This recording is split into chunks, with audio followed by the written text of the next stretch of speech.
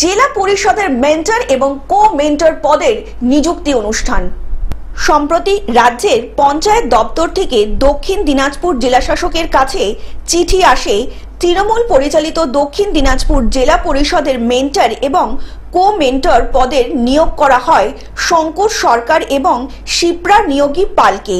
সোমবার দুপুরে দক্ষিণ দিনাজপুর জেলা পরিষদের সভাকক্ষে একটি অনুষ্ঠানের মধ্যে দিয়ে দায়িত্ব গ্রহণ করেন মেন্টর শঙ্কর সরকার ও কো মেন্টর শিপ্রা নিয়োগী পাল।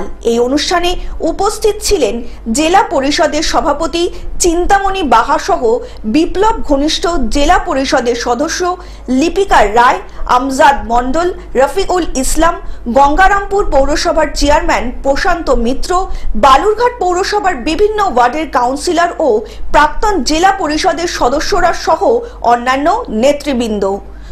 আমাকে শঙ্কর সরকারকে দক্ষিণ দিনাজপুর জেলা পরিষদের মেন্টর হিসেবে তারা আমাকে নিয়োগ করেছেন।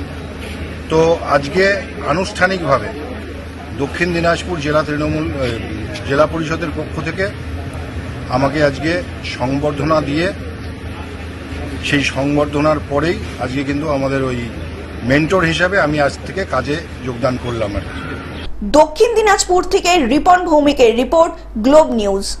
এখন থেকে গ্লোব টিভি দেখুন আপনার স্মার্টফোনেও। গুগল প্লে স্টোর অথবা অ্যাপল স্টোর থেকে ডাউনলোড করুন গ্লোব টিভি লাইভ অ্যাপ। এছাড়াও জিও টিভি অ্যাপ থেকেও দেখুন গ্লোব টিভি লাইভ।